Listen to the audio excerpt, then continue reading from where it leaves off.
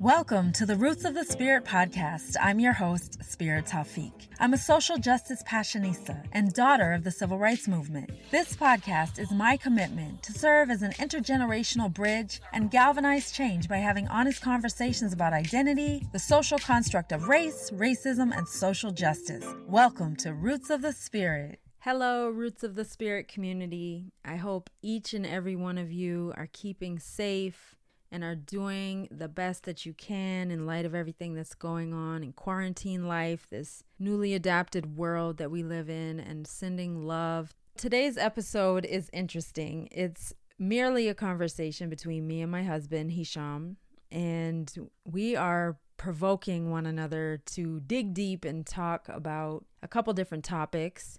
The funny thing is, I am trying to reboot myself and get back on track and create somewhat of a consistent flow of producing my podcasts. But the honest truth, and I speak about it a bit in the episode, is that my mind, it feels like a cloud over it, even though it's like there is definitely a silver lining in everything that we're experiencing. There is like a creative cloud over my mind. And so I really had to push myself to get this episode, not this episode, but just get back into a routine, because I was in such a groove with my podcasts, and then during quarantine everything just shifted so rapidly, and I feel like even though we're a couple months in, I still don't have a full, I still feel discombobulated.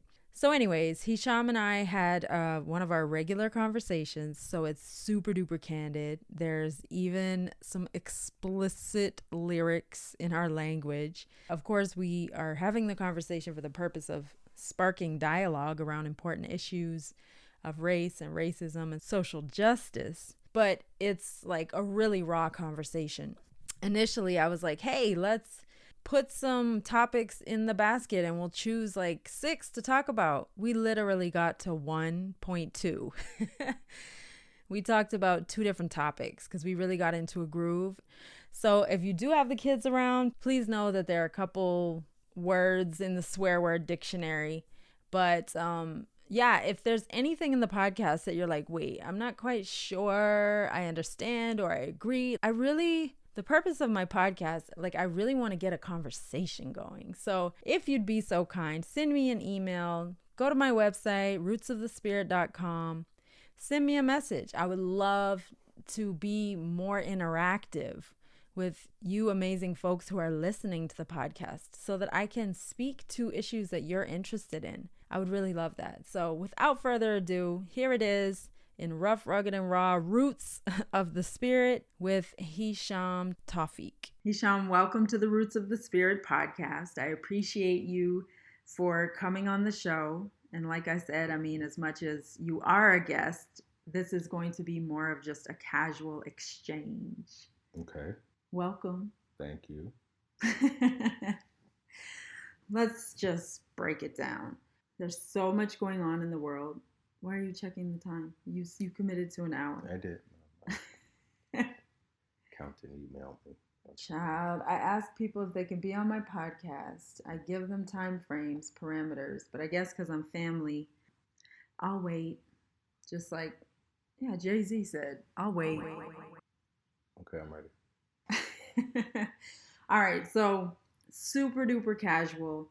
You and I have conversations all the time. So I thought it would be cool. What we did is I bought, what do you call those? Index cards. And we each wrote down 6 topics. So let's talk. I have this gigantic basket and I'm going to shake up the topics. And in no particular order, we're just going to talk.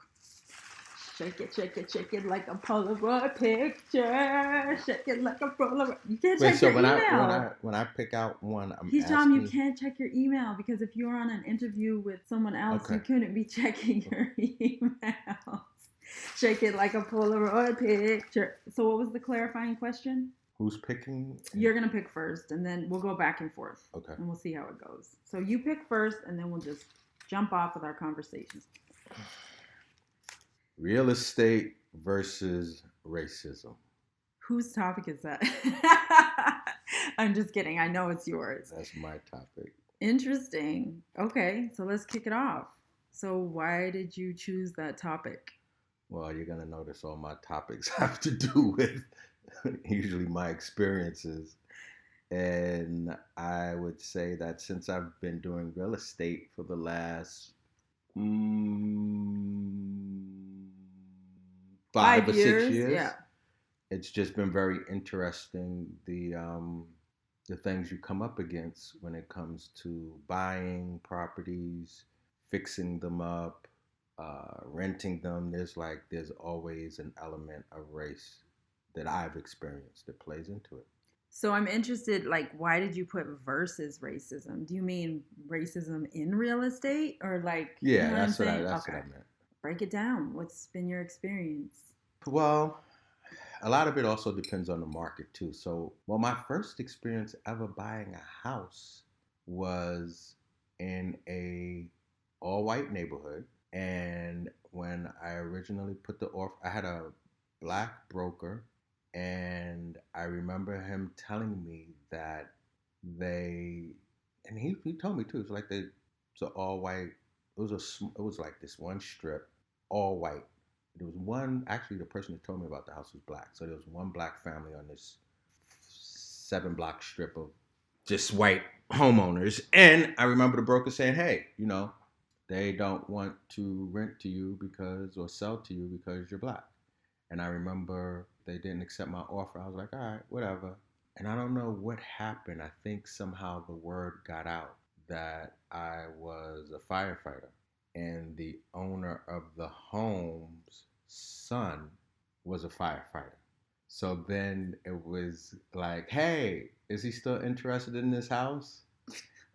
And at the time, I was buying a house to just renovate it and flip it and get some money. So I was like, I didn't really care if not they wanted to come back to me. It was business. So I was like, yeah, I'm still interested in the house. And that was my first house I ever purchased. And the funny thing is I ended up not fixing and flipping it. I ended up getting stuck because that's when the housing market crashed in 2007, 2008. So I wound up getting stuck in this all white neighborhood for a very long time. And to this date, none of my You neighbors. said stuck. None of my neighbors ever spoke to me. I never heard you describe it like that. You're talking about Yonkers. Yes. And Yonkers has a very, very deep. Oh my gosh. And I didn't know it at the time because I came from Harlem. Racist I knew nothing past. about Yonkers, but Yonkers has a very deep racist past. Yes. There's a documentary called Brick by Brick about desegregation, schools, and housing. Mm-hmm. I remember I showed it at one of my film festivals. Anyways, so yeah, it's deep. Yeah, very deep. So they were just blatant and said, hey. Well, I don't know what they told him, but he told me that. And it wasn't like, hey, we got a lawsuit because they don't want to. He was basically like, hey, they don't want to sell you because you're black. So on to the next one type of thing. An interesting theme that popped up for me as you said that is it's like, oh, well, you're black and we really don't want to sell to black people, or this neighborhood doesn't want black people buying in it. Oh, but you're a firefighter, so you have a different cred. Yeah. You get certain passes for different credibilities beyond just you being a human being. Mm-hmm. Yeah. I mean, I've just learned, I've had an early experience with just knowing the history of race in this country being taught to me by my father and mother. And so I've come to understand it is what it is. When I was younger, I used to fight and bash my head up against it. Sometimes I'll fight, sometimes I won't.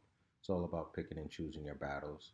But that's just, it is what it is. And I deal with each instance according to how I feel in the moment. So the thing is, it makes me think like, whew, this could be a whole podcast episode. Totally could. And I'm going to put like kind of a note to self. This needs to be a full-on episode because you've been in the game quite a while and you've been a human being for even longer. So we can talk about that at length. But I love it. Not love racism in real estate, but I love the idea of breaking it down. Like I remember when I lived in Little Rock, Arkansas, and a white male friend of mine who came from a different state, and he said that his real estate agent only showed him houses in white neighborhoods. And so we were having a conversation about it, and he was saying he was blown away. And I'm like, well, Black people are only shown homes in Black neighborhoods, and you know what I'm saying, like redlining, and there's such a deep history. So I feel like, yeah, I really want to dive into it deeper, but it's so deep, right? As you very well know, because I bring you pieces of my writings all the time. I'm like, Hisham, can you listen to this? You know, co-writing my mother's memoir, been rooting up different experiences from our lives, and racism in real estate, or landlord and renter relationships, and just all of that stuff is something that it's always been a part of my life. When my parents split up, we moved to this housing co-op in a town called Sudbury, Ontario. And what happened is she got accepted into her bachelor's program at Laurentian University in this city, and she organized to begin, like, for us to move into this housing co-op before they ever met her.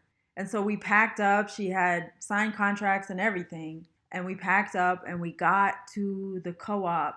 And when we arrived, she went to the office to check in, and they're like, there must be a mistake. We don't have a unit available.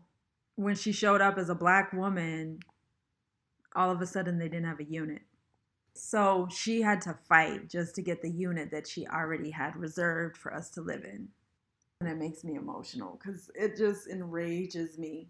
So, I mean, the list goes on, but you're looking at it from your perspective. I'm looking at it from my perspective. And the reality is there's a lot of deep racism that goes along with everything that we're experiencing today.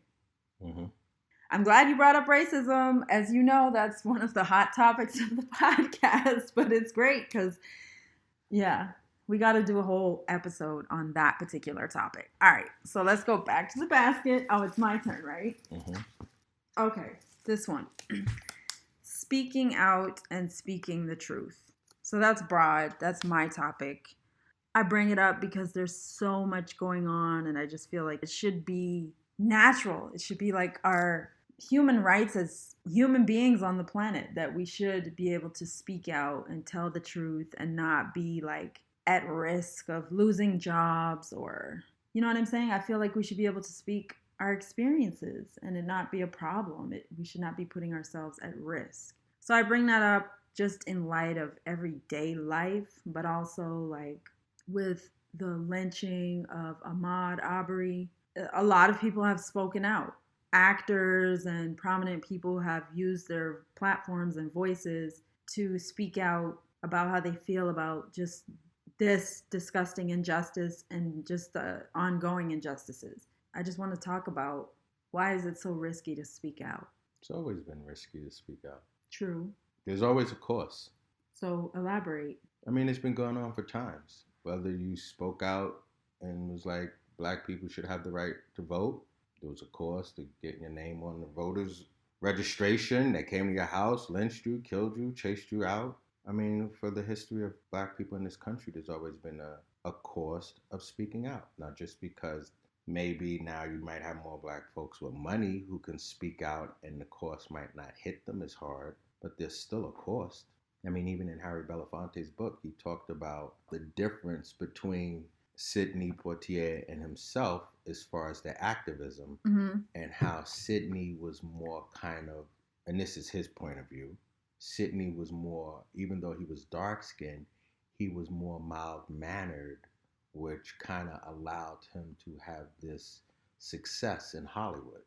And Harry Belafonte felt that he was more outspoken and fiery, which weirdly enough didn't affect some of his success in music, but when it came to him being on screen, he feels that played a role into what roles he was allowed to do and why things weren't offered to him. So I have a question. Very well aware of his deep, deep, deep activism, but as you're speaking, I'm wondering if color politics plays into that. Did Sidney Poitier have the option as a darker Black man to speak his mind as Harry Belafonte? It's a great question. Great question. I don't know. It's rhetorical. I mean, I'm just bringing it up because there are levels to it. You know what I'm saying? Yeah. There are depths to it, and skin color plays a huge role. And then you can also think that also Sidney had one avenue of his talent, which was acting. In Harry's case, he was singing and acting. So even if he didn't get an acting job, he could make an album, and he was almost guaranteed to have those albums sell, regardless of skin color, almost. And I say that with all due respect. No, because you know what I'm saying, but it's true. That's the difference between music and TV. The images are powerful, music is powerful, but music may be allowed to get away with a lot more things than TV and film. You know, seeing a black man on the screen holding a white woman kissing her, that people might not be able to tolerate that. But if I make a song about it, you don't see it. So I think that could have played into why Harry felt the way he felt. Might have played into his analysis of it.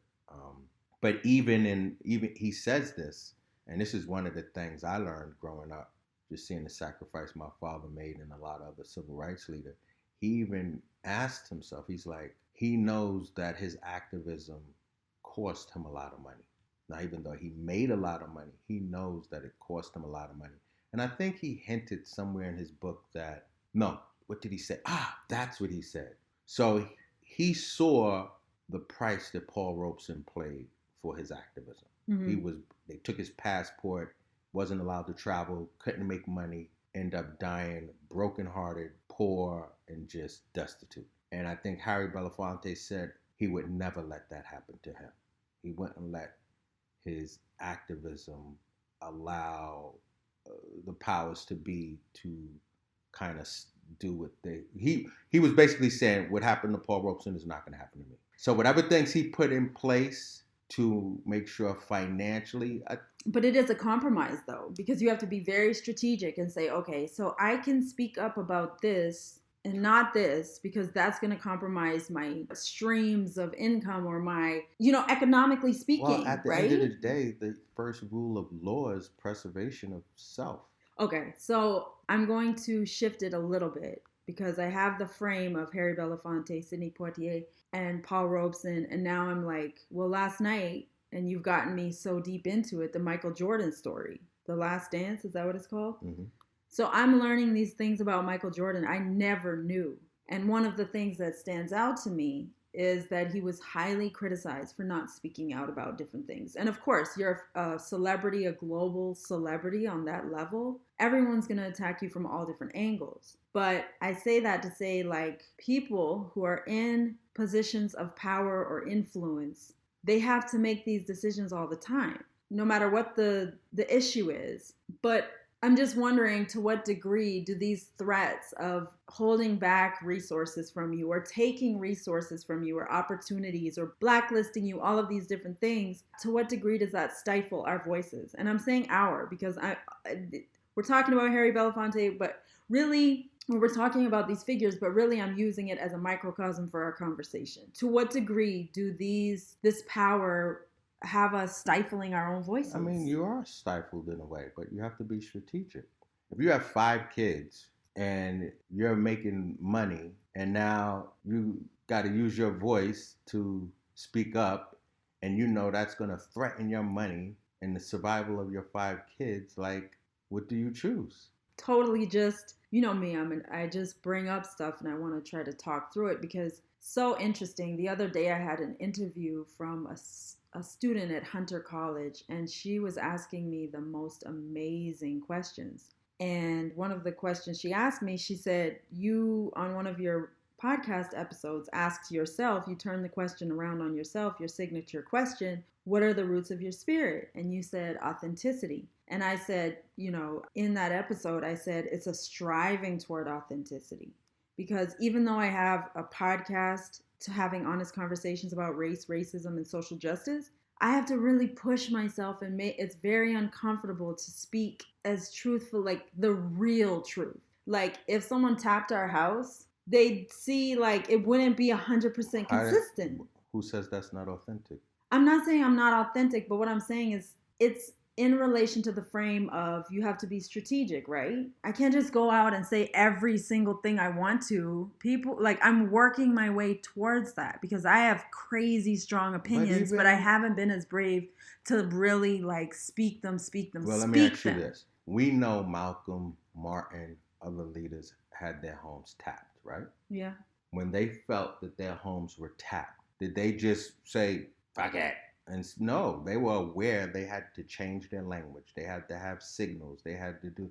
That doesn't mean they weren't being authentic. They adapted, like, you know, in the Marines. They adapted and overcame whatever that situation was. It didn't change their authenticity. It changed how they communicated with each other about it, knowing that people were listening to their conversations. Well, I guess what I'm getting at is like in the work that I do, it's all about like getting to the truth. You can't uproot racism unless we have the truth on the table. It's like I'm looking over there on the shelf, there's a puzzle. If we are trying to put together a puzzle and we have puzzle pieces and Legos and Playmobil, but we're trying to put together the puzzle, we're using the wrong pieces. I mean, I think in analogies, I say that all the time, but point being, if we're not dealing with the truth, if we're not dealing with how we really, really, really feel, then we're not going to be able to like deal with it correctly and try to change it. For example, and I know this conversation is like, it's based on the prompt that we had, but it flows because that's how you and I do.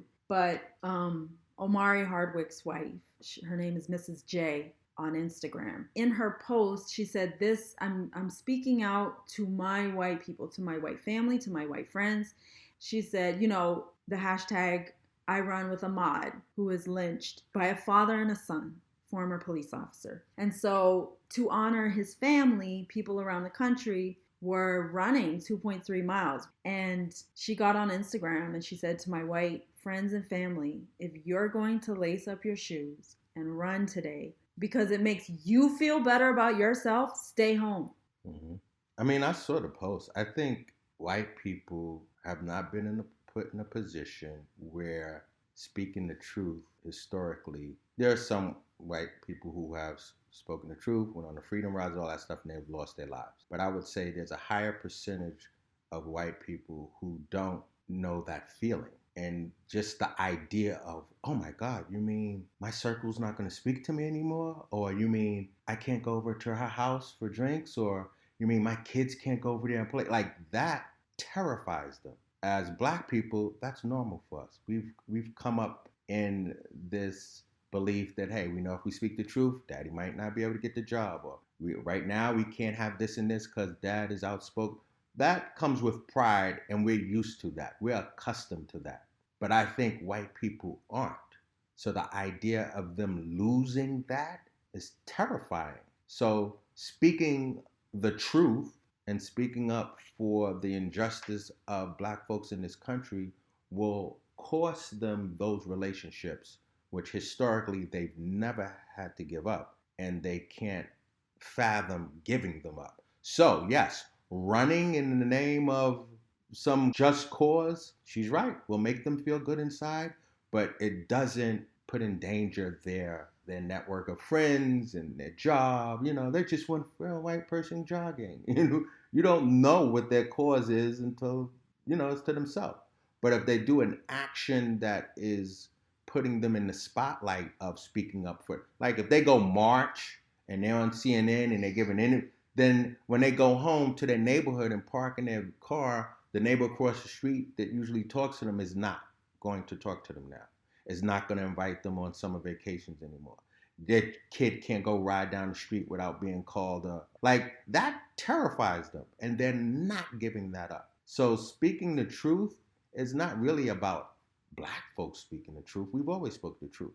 It's about white folks speaking the truth and being comfortable with accepting the repercussions. And it hurts harder, especially when you're in those salary caps where it allows you to mix and mingle with all of those people. So if speaking the truth costs you that salary, like in that neighborhood, where you going?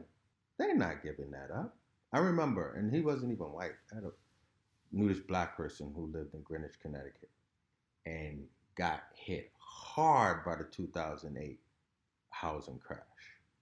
And I remember going with him to these all white country clubs. And he was the only black person. And I remember going with him and being like, wow, this is nice. Like I would love coming to a country club and having this 5-star dinner and playing golf with my kid in the pool. And I saw him surrounded by all of this. And then I saw him lose all of the money that allowed him to enjoy that. And I saw him go crazy trying to figure out how to restore that money so he could continue that lifestyle. And he did the most evil things to keep up, to be able to keep that circle of people. And this was a black man. So I can only imagine it's the same or even worse for a white person to give that up and to lose that. That is terrifying. Like, I think somebody has the saying that being poor is, heartbreaking or whatever, but having money and then being poor, that's like... But I feel like it goes deeper than money. I feel like money is kind of the currency or it's the tangible. Yeah. So be it. Yes, there are major sacrifices and it might be terrifying, but you don't see like the evil that's going on. Like that doesn't bother you when you go to sleep? Not really, because you're not surrounded by it. You know how neighborhoods are segregated. It's like, you know what? I don't have to see that. Yeah. I can block it out. Absolutely. What is the truth we can bring to this so that we're dealing with the truth? Okay, so another beautiful young black man was lynched. Another one. This is not like it's ongoing. Absolutely. If we heard that story, there are 100 other stories that we don't hear. Exactly, and it's ever present. So how do we use these moments where there is attention? And I feel as though in this instance, white people came to the forefront more so than with Trayvon Martin. I'm not quite sure. Well, because you had a blatant video. You think white folks would have came to the forefront if there was no video? No. That's true. If that's the truth, I know, but then we are. So in other words, like we've been saying all along, this is what's happening. This is what's happening. This is what's happening, and it's fallen on deaf ears. So you need this evidence. I truly believe until the exact same things that are happening to black people happen to white people, there'll be no change. There won't. They couldn't. If you closed your eyes and told them to imagine 2 black men in a truck following a white guy and shooting them, they would think that's a horror story. That is just I can't. What? No, they can't even imagine that. And I'm not saying I want it to happen, but until the same injustice, until they go and see a beautiful home they want to get, and they can't get it because they're white, until they go buy a car and then they find out that it's $10,000 more because they're white, until they start feeling exactly the same things black people feel, I don't see any change. I don't. I'm sorry. Well, it's interesting because when Trump was elected, I saw white women, their reaction was like, it was so amazing to watch. I mean, interestingly enough, the irony behind that is insurmountable because white women played a huge role in getting Trump into office. I digress. Back to what I was saying. It rocked them to the core. And I'm not sure if there was like a feeling of invincibility. Like I feel invincible to these issues that, I'm protected as a white person in America.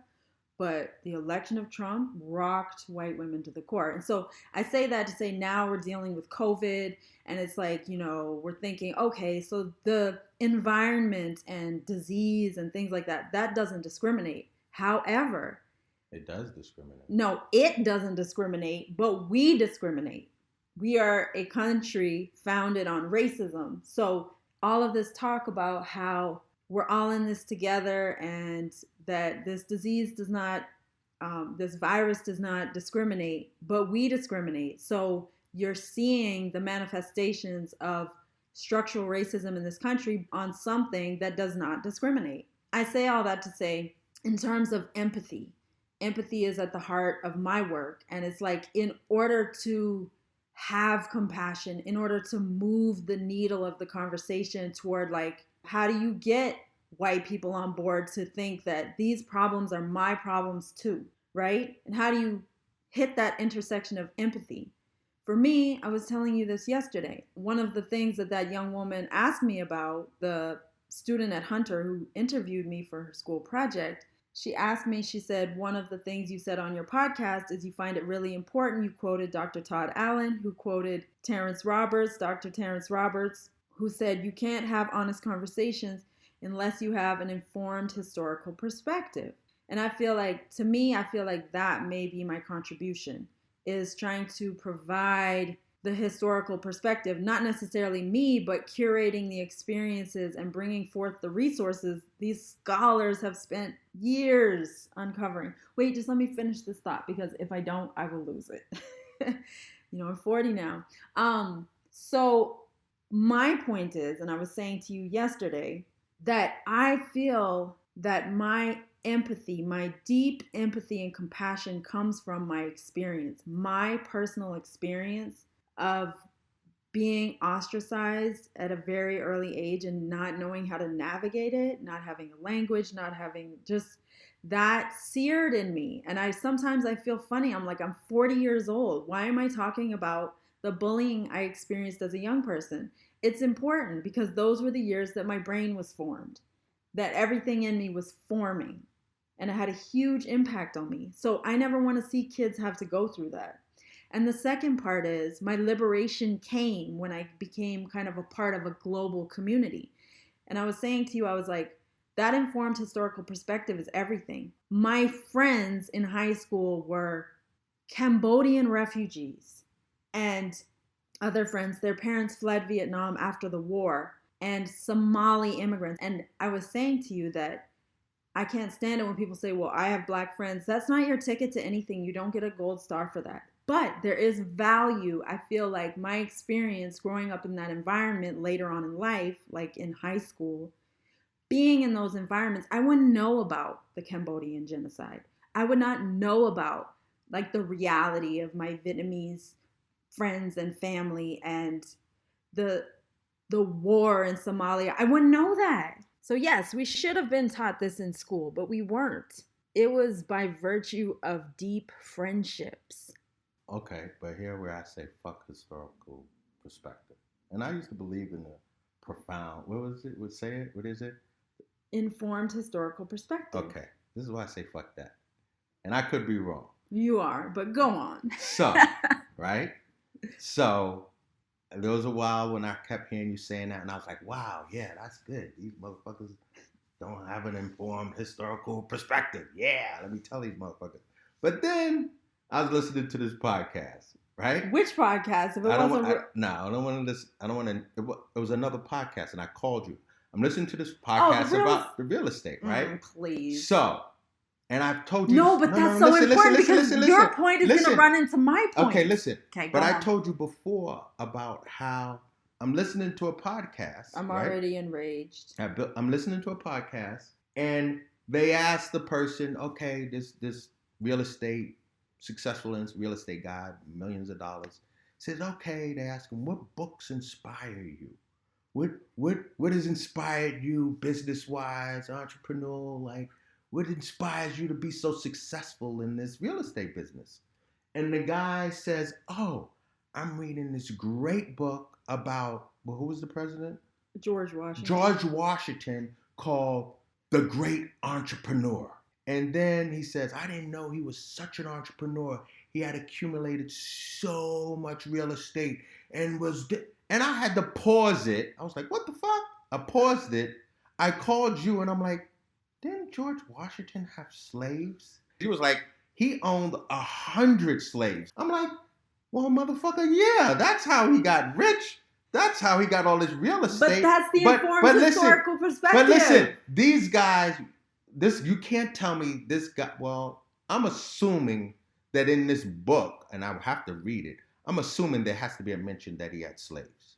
Of course. And if in this book it's mentioned that he had slaves and accumulated this property he used slavery to build up his wealth, how can you look up to that?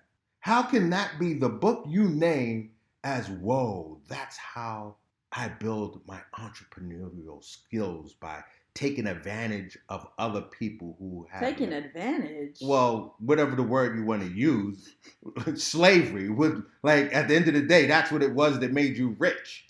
But this is the book he looked up to. But my point is, he has to have an informed historical. Where would it come from? From that, textbooks so are now being challenged. Prior to, you can go back to, I think, my 3rd episode on Roots of the Spirit podcast. I interviewed an amazing young woman, and she said that up until recent years, her brother had to push back on his teacher because his teacher said that slavery was fabulous economics. And it was talked about in economic terms. No, see, but here's my thing. They have an informed historical perspective, but their inner self does not allow them, because them being white does not allow them to admit that it was wrong and disgusting. You know why? Because they are still benefiting from it.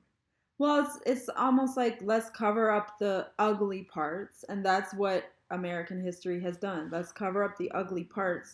Like, there's so many stories that are coming to the forefront, and for every story that we do know, there are probably a zillion more about atrocities that were inflicted. And it's to the point where it's like, sometimes people express being overwhelmed because these histories have been so buried. So do you think that if it became law that from pre-K all the way up through college, there was a mandatory class on the real history of race? Let me finish. Of race in this country and the injustice to Black people and indigenous people and Native American. Do you think that would boom generations of white people who have this historical informed perspective, thus changing how they go out in the world and contribute to the war against Black folks? I think that a million different things come to mind. I was digging into my 1619 curriculum that I'm making my way through, and this quote pounded me over the head. It said, if the narrative of America begins with slavery, everything thereafter is progress. So that is probably boomingly profound to you after having visited Ghana last December. Well, I knew that before. No, I'm not saying you didn't know it. But what I'm saying, it's like this reality that's like, boom. If we do begin the narrative with slavery, everything thereafter is progress. If we don't acknowledge the dynasties and kingdoms and everything that was going on in Africa for thousands of years, then that's not an informed historical perspective. Well, let me ask you. When have you ever sat in any type of educational setting and been told about the continent of Africa? Like, I don't even have time to get into the details. I was homeschooled. Well, you were homeschooled, but in the public school system, or do you know what I'm saying? No, I know. But I would say this. So white people go to Africa all the time. How come let me finish. You never hear them talking about coming back from a place that isn't in famine and needy and orphans. Like, I don't hear them coming back with the stories from Ghana saying, wow, So one thing so as you know, I'm on a spiritual journey. That goes back to So there is an intersection of, you can't check your phone. I'm listening. I'm trying to find the intersection. Well, I'm not trying to find it. It's a natural intersection because I feel as though compassion is infused in the work that I do. It has to be. So my spiritual life is my personal spiritual life. It feeds into my work, as it relates to my retreats and everything. But it also somewhat, I feel as though some of the concepts fold over into anti-racism work and understanding how can we possibly come together, or how does this play into that? I say all that to say consciousness is interesting. Eckhart Tolle said that if you're not open, you can travel the entire globe and go nowhere if your consciousness is not open. So in my experience, and I'm going to be truthful, 100% honest, my experience traveling as a Canadian is so different than traveling with Americans. Like when I traveled as like with Canadians, it's a whole different experience.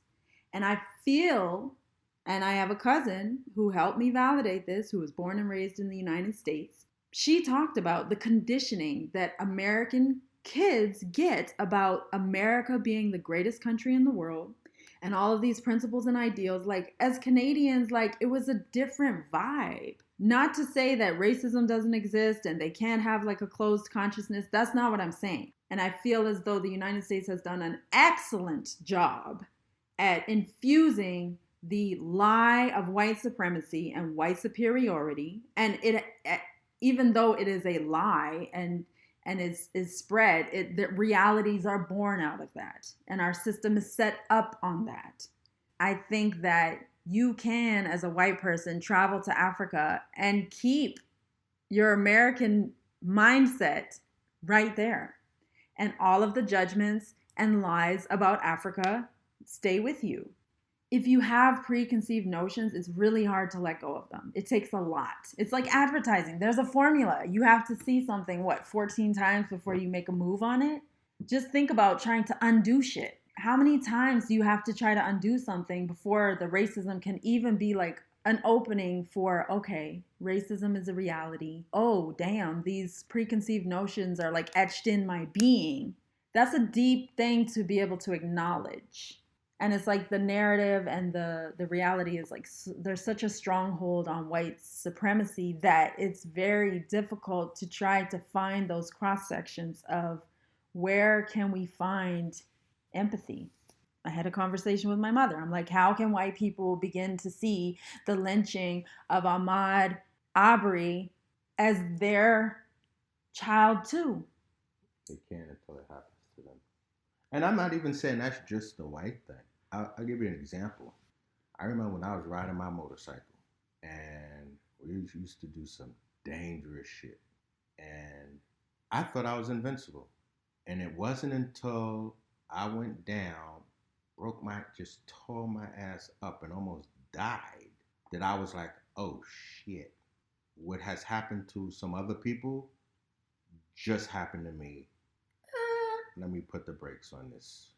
So it might not even be a black and white thing. It's just if you're in a group where certain things don't happen, then that's not my issue. What's his name? Oh, he went down. Oh, he ride crazy. He was stupid. Why he did that? He should have slowed down before that turn. Da, da, da. And then I go do it. Oh shit. Okay, I see how this happened. Let me chill out. So I don't, like I said, until white folks start getting the same treatment that we get, there's nowhere in the world you're going. Yeah, you might see 5 or 10 outrage make videos, but the majority, they're in the back of their mind. Why didn't he stop? Why didn't he comply? I heard he looked in a building. I feel as though, like, when I look at it, the messages that are espoused like that come from the narrative. Well, they do, like, the narrative becomes your reality. So people actually think because black men have been criminalized. Absolutely. So it's like, if that's the case and that permeates your body and being and your psyche, then you're going to say things that justify what happened. So how do you change the image of black men being criminals? How do you change that? One of the things I learned about early, and I thank my father for it, I was exposed to, like, there's a lot of black people who haven't been exposed to white culture and white people and being outnumbered by them in the workplace. Like, I would see black guys come into the fire department in the firehouse, and that was their first interaction with a group of white people, and they didn't know how to function. Well, we've been so separated. So My father, I went to an all-white Jewish camp from 13 to 17. And I got to see how Jewish and I got to see it. I was introduced to racism very quickly at summer camp. And it was built on when I went into the Marine Corps. It was built on when I went to corrections. So by the time I got in the fire department, I was like, all right, I know what this is. I know what to expect from this. I've been introduced to this from a very young age. So in being in all of those environments, that's when I found out early. I was like, there are a lot of lies that we're living on. Absolutely. And so how do we get the lies to the surface? Proximity and lack thereof. Segregation. Analogy alert. A few years ago, we went to a talk. It was a book talk. It was two authors, Ginger Otis, who is the author of Firefight, the 100-year fight to desegregate New York City Fire Department. And there was another author, his name escapes me, of a book talking about the effort to desegregate the New York Police Department. What happened is, in this book talk, the two authors literally were going down basically the same exact path, doing the research, writing their books, unbeknownst to each other. They found out basically in some ways there were so many intersections and crossovers between the two books and experiences. And a lot of the same things were featured in both of their books to desegregate both agencies.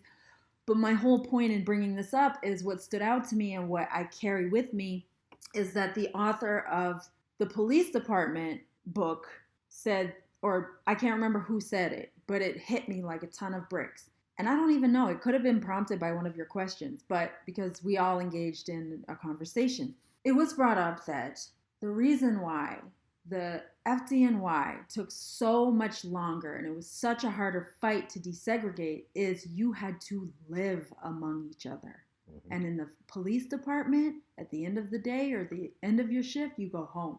And I was like, boom, proximity. That being a microcosm of the deliberate strategic separateness, so many groups. But generalized whiteness being this conglomerate group and other. And in particular, the relationship between black and white in the United States. Well, to add to that, I remember being a firefighter and I remember working in Harlem.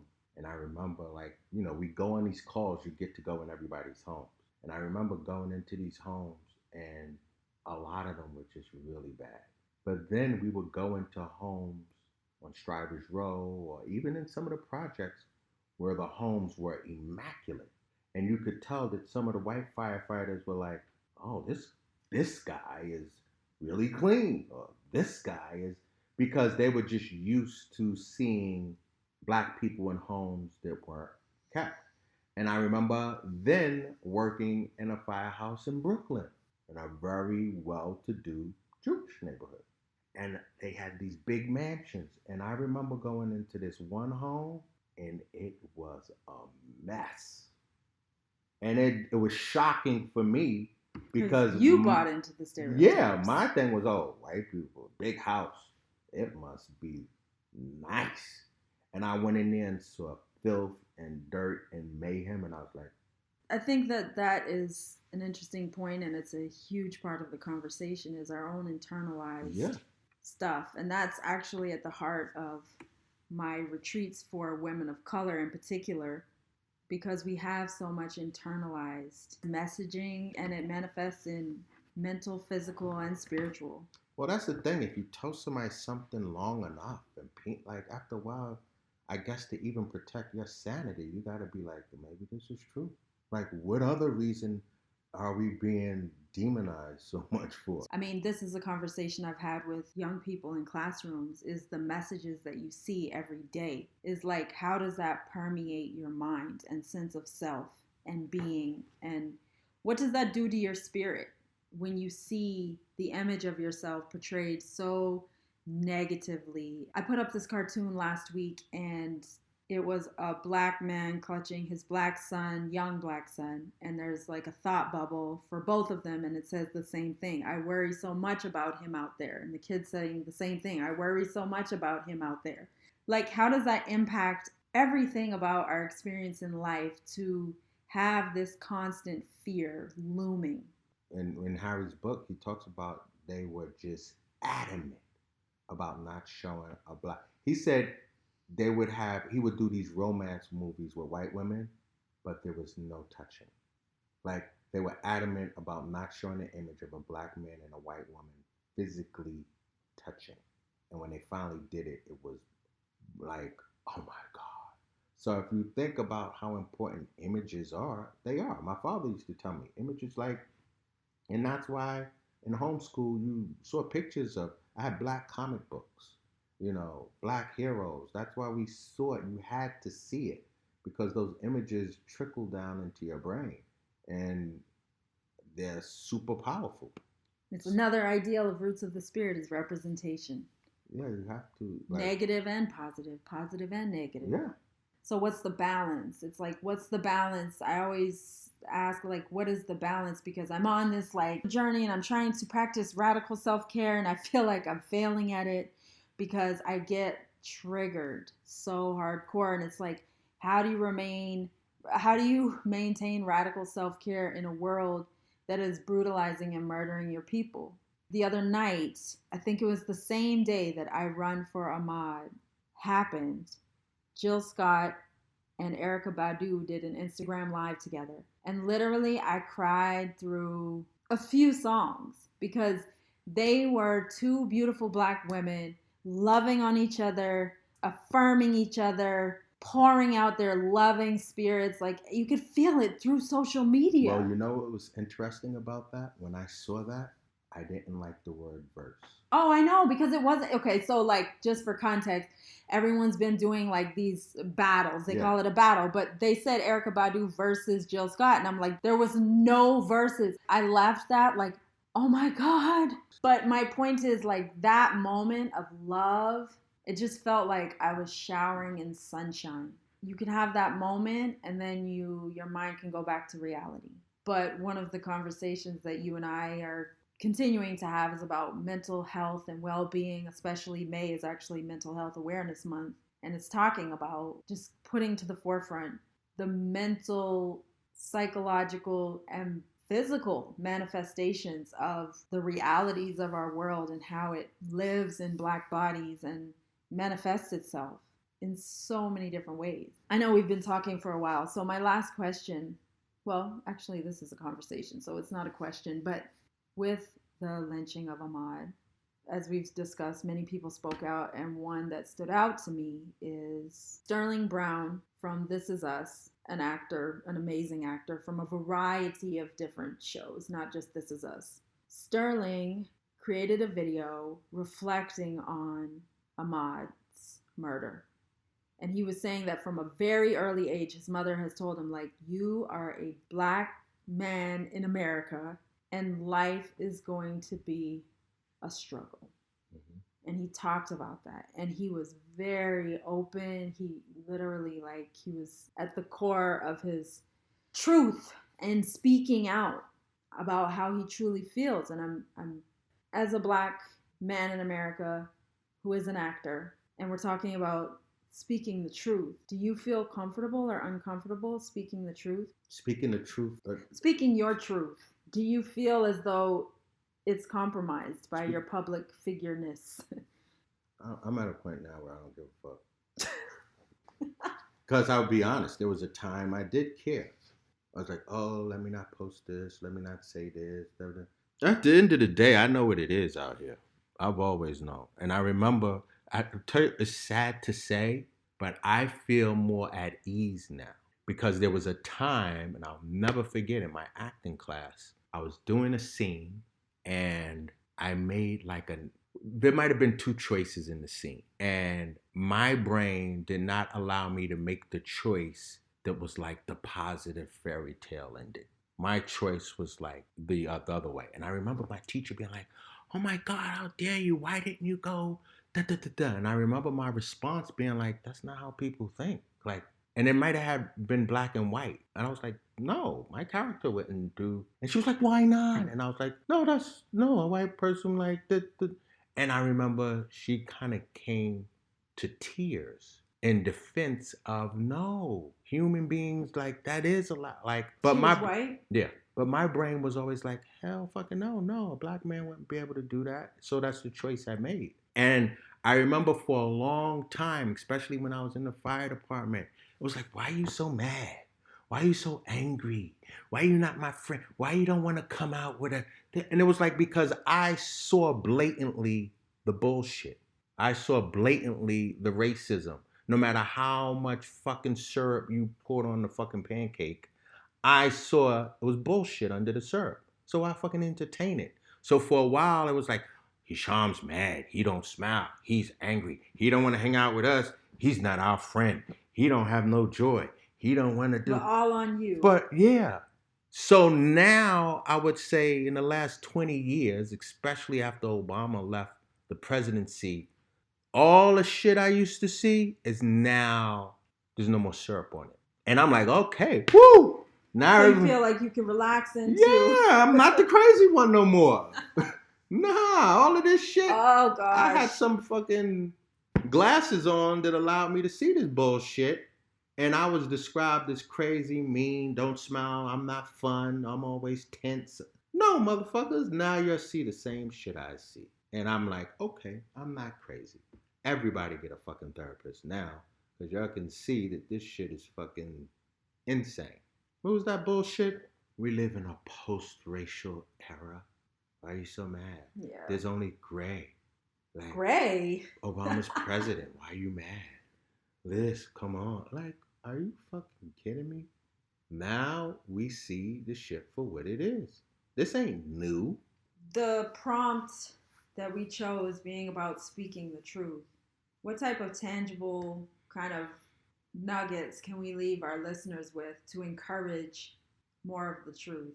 See, but then again, I don't think it's on us to speak. Yeah, you're right. That's kind of the way that you're right. Absolutely. Touche. Black people been speaking the truth, getting lynched, hung, killed, homes burnt down, not been able to work, children murdered for speaking the truth since the damn or just living existence. Like I'm reading this book now, and Coretta Scott King's book, and she opens up the book talking about her father always was an entrepreneur, and he went and started his own like log business, logging. And they came and burnt down his whole business with the logs. And then they burnt down his home. And then you just got to start all over from that. How the fuck do you start all over from that? Only because he was speaking the truth and just wanting to live and provide for his family. Just being. And guess what? You know when they accepted him? When he opened up a grocery store. Like that was acceptable. And giving people credit, white and black. But let him have his own log business. Let him have his own other business that was deemed white. No, I'm not accepting that. So, like, black people we didn't have to speak the truth. I'm for Ahmad. Just your daily presence of fucking living. Just wanting to be a firefighter is truth. Just wanting to do a job that isn't deemed black is living your truth. Just doing a sport like snowboarding and golfing is living your truth. Like those black women, they're black playing golf. They don't have to say shit. That's them living their truth. So it ain't about getting on social media. Just fucking living is being your truth. And that is going to get attacked. So that's why I said the truth isn't on us. No, I'm not saying that the truth is on us, but we can send a message and say, white people stand up. White people speak out. Like, stop being afraid or step up. Yeah, you could say that, but... but this is the work that I do. I just don't believe in convincing people to do shit. I'm not trying to... They have to want to do it. There are people who want to do it, which is why I do the work that I do because No, I'm not knocking the work you do. It's not about the work that I do, but what I'm saying is, okay, so we acknowledge, and we've had this conversation offline, so like that racism is a white problem. It is white created. Yeah, make it seem like it's a white black manufactured. It needs to be white reverse engineered and uprooted. I have a good analogy. When you go buy a home, This might be bad. I'm thinking about it right now. When you go buy a home and you do that inspection and the report comes back, oh man, the plumbing is fucking, it's horrible. Your septic, you got to replace the septic tank. Like when you find out structurally that house is fucked up, you have two choices. Walk away from the deal or ask the person selling the house to compensate you to fix those structural problems. Because no matter what you do with that house, if you don't fix that structure, I don't care how pretty it is, it's not going to work. I think that's a great analogy. So, until the structure of this country but guess what happens? When you go to that seller and say, hey, I got to redo the plumbing for this house, they either going to say, fuck you, and look for another sucker to buy the house. Or do the hard work. Or they're going to take a loss. They have to take a loss to compensate you to fix. Or do the hard work to fix it. But either way, they got to pay. They have to do something. It's something they have. It's going to cost them, not me. Whatever they do is going to cost them. So for this country to fix whatever's going on, for the powers to be, the government, the president, whoever, it's going to cost them to fix it. Now they're going to do the same thing. Fuck you. Let me go find another sucker to keep this shit rolling, or pay to fix it. And right now we've been getting a finger for a long amount of years. That's a great... And getting a lot of suckers. Great analogy. To be continued. This was too good. Thank you so much. I feel like gems on gems on gems. Thank you very much, Hisham. Yay, yay.